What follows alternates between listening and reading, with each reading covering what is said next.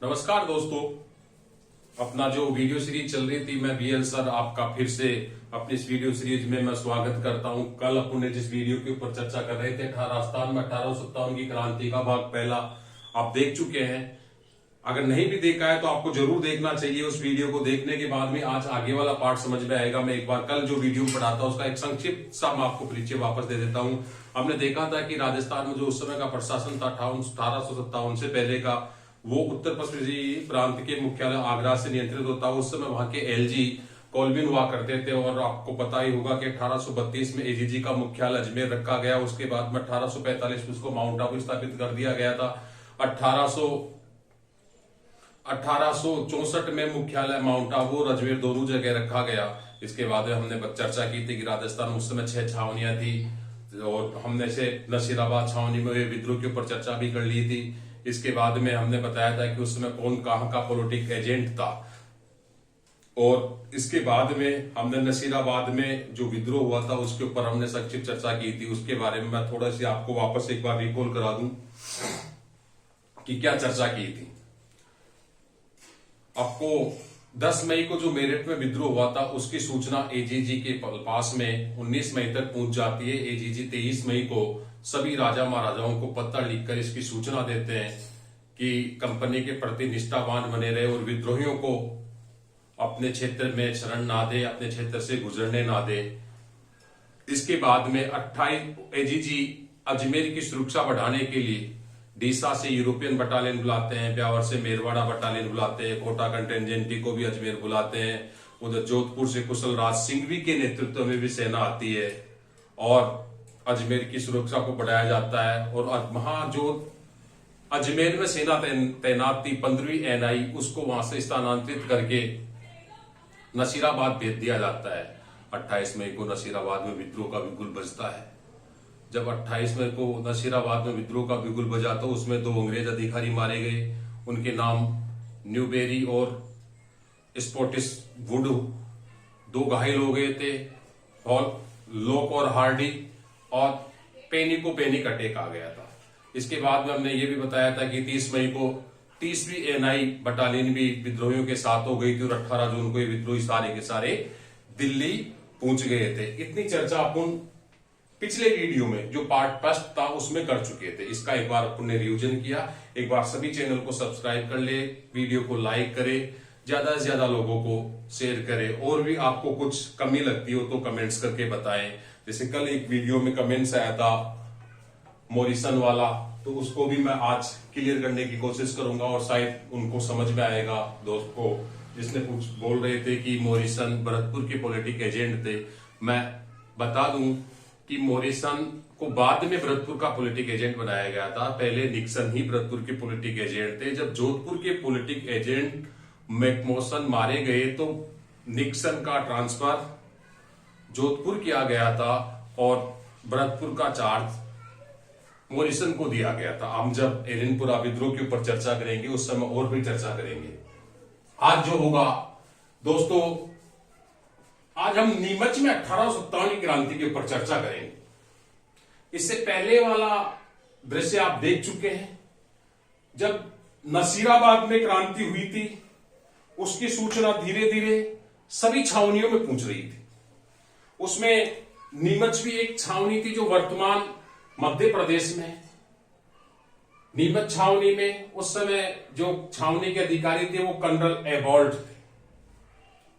इनको जैसे ही विद्रोह की सूचना मिली, दोस्तों अंग्रेज अपनी एक सोची समझी योजना में अपने को वापस भी फंसाने की कोशिश कर रहे थे कि भारतीय हैं, ये धर्म के नाम पे बहक जाते हैं, और वही बहकाने की कोशिश की इन्होंने। कर्नल एबॉल्ट ने जो जिस धर्म को मानने वाले थे उस धर्म ग्रंथ उसी का धर्म ग्रंथ उपलब्ध करवाया। जैसे हिंदू को गीता, मुस्लिम को कुरान, उनको सबको धर्म ग्रंथ दिया और अंग्रेजों के प्रति राजभक्त रहने की शपथ दिलाई। उस शपथ के दौरान एक सैनिक मोहम्मद अली बेग, उन्होंने कहा कि ऐसी शपथ तो आपने अवध में भी खाई थी और अवध वालों के लिए क्या किया फिर आपने? वहां आपने ये शपथ तोड़ी क्यों? क्योंकि अवध का इन्होंने ब्रिटिश साम्राज्य में विलय कर लिया था। कर्नल एबॉट ने उस समय तो इनको कैसे तैसे समझा दिया और ये समझ गए, मान गए, पर उसी दिन रात के 11 बजे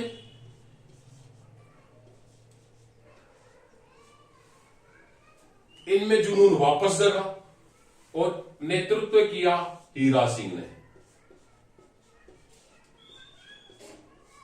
हीरा सिंह जी के नेतृत्व में नीमच के सैनिकों ने विद्रोह का बिगुल बचाया और पूरी छावनी को लूटा और वहां से निकलकर निम्बेड़ा की तरफ आ गए। उस समय निम्बेड़ा टोक रियासत का हिस्सा हुआ करता था, वर्तमान चित्तौड़गढ़ जिले में है, परंतु उस समय टोक रियासत का हिस्सा हुआ करता था। मैं सभी से कहूंगा कि एक बार भी सब्सक्राइब करें, लाइक करें और ज्यादा से ज्यादा लोगों को शेयर करें। निम्बेड़ा में आम जनता ने विद्रोही सैनिकों का स्वागत किया, भव्य स्वागत सा किया। इनको रसद सामग्री उपलब्ध करवाई जनता ने, लोगों ने अपने घरों में खाना बनाया और सैनिकों को उपलब्ध करवाया। यहां के बाद में सैनिक चित्तौड़ की तरफ निकले, चित्तौड़ से आगे देवली गए। देवली में भी बटालियन हुआ करती थी, देवली में भी अपनी छावनी थी। तो देवली बटालियन, देवली में जो छावनी थी वहीं से महिदपुर बटालियन इनके साथ हो गई विद्रोही सैनिकों के साथ में। ध्यान रखना, परीक्षा में क्वेश्चन पूछा जाता है कि देवली से कौन सी बटालियन भाग ली, तो महिदपुर बटालियन। देवली में जो अलग अलग बटालियन थी उनमें से एक महिदपुर बटालियन भी थी, महिदपुर बटालियन देवली में इनके साथ हो गई थी। टोंक में मतलब नवाब ने तो भाग नहीं लिया, इनका साथ नहीं दिया, पर नवाब के अधिकांश सैनिक, नवाब के ज्यादातर सैनिक विद्रोहियों के साथ हो गए। इसके बाद में इस विद्रोह को दबाने के लिए जोधपुर से और मेवाड़ से सेनाएं बुलाई गई। जोधपुर की सेना कैप्टन हार्ड केसल के नेतृत्व में आई थी। ध्यान रखना, बहुत सी बुक्स में, बहुत सी गाइडों में हर जगह लिखा होता है कि जोधपुर की सेना या तो मोकमेसन का नेतृत्व बताते हैं या जोधपुर का जो सेनापति था उसके नेतृत्व में बताते हैं, जबकि जोधपुर की सेना इसमें विद्रोह दबाने के लिए कैप्टन हार्ड केसल के नेतृत्व में आई थी, जबकि मेवाड़ की सेना सोवर्स के नेतृत्व में आई थी। जब सोवर्स के नेतृत्व में मेवाड़ की सेना सापुरा से गुजर रही थी, तब सापुरा के शासक लक्ष्मण सिंह जी ने किले का दरवाजा नहीं खोले थे और ना ही इनको रसद सामग्री उपलब्ध करवाई थी, ना ही किसी अन्य प्रकार की सामग्री उपलब्ध करवाई थी। इसके बाद में मेवाड़ की सेना, कोटा की सेना, बूंदी की सेना आदि के सहयोग से 6 जून 1857 को नीमच को क्रांतिकारियों से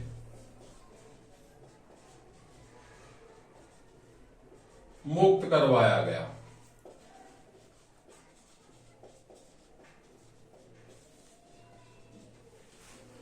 इस बीच एक घटना और हुई। क्या घटना हुई? घटना ये कि जब नीमच में विद्रोह हुआ, नीमच की छावनी को लूटा गया, तो नीमच से लगभग 40 अंग्रेज भगे, जूते चप्पल हाथ में लिए और भगे, भैया मार के आगे भूत भगे। तो वैसे भगते भगते नीमच से निकले और ये पूछ गए डूंगला। कहां पे पूछे? डूंगला वर्तमान चित्तौड़गढ़ में, ये वर्तमान में चित्तौड़गढ़ में।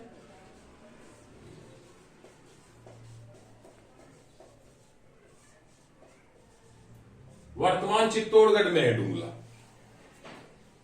चित्तौड़गढ़ में डूंगला में इनको रूगाराम जी ने शरण दी। ये किसान थे रूगाराम जी, इन्होंने शरण दी और ये यहां पे रहे। जब इस बात का पता कैप्टन सोवर्स को चला तो वो इन 40 अंग्रेजों को यहां से उदयपुर पहुंचाए। उस समय उदयपुर के महाराणा, मैं सभी से बोलूंगा, आग्रह करूंगा कि एक बार चैनल को सब्सक्राइब करें, ज्यादा से ज्यादा लोगों को शेयर करें, लाइक करें, कमेंट करें और जितने ज्यादा लोगों को जोड़ सके इस चैनल के साथ में जोड़े। आपको पूरा राजस्थान का इतिहास, कला, संस्कृति, राजस्थान का भूगोल और अब बहुत जल्द हम साइंस की क्लासें भी इसके ऊपर इस पे प्रारंभ करने जा रहे हैं, तो इन सभी का आपको लुत्फ मिलेगा। अब आगे यहां से उस समय उदयपुर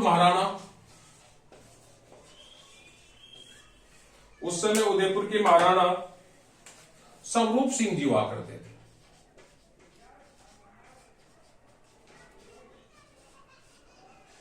उदयपुर महाराणा स्वरूप सिंह जी हुआ करते थे। सोवर्स ने इनको बोला तो इन्होंने जो 40 अंग्रेज भगकर आए थे नीमच से, इनको जग मंदिर में शरण दी। पिछोला झील के किनारे जग मंदिर, वहां इनको रहने का आश्रय दिया। स्वरूप सिंह जी के बारे में मैं बताऊं, आप सभी जानते होंगे, इन्होंने स्वरूपशाही सिक्के चलाए थे। और इन सिक्कों की विशेषता क्या थी? इन सिक्कों के ऊपर लिखा हुआ था दोस्ती लंदन।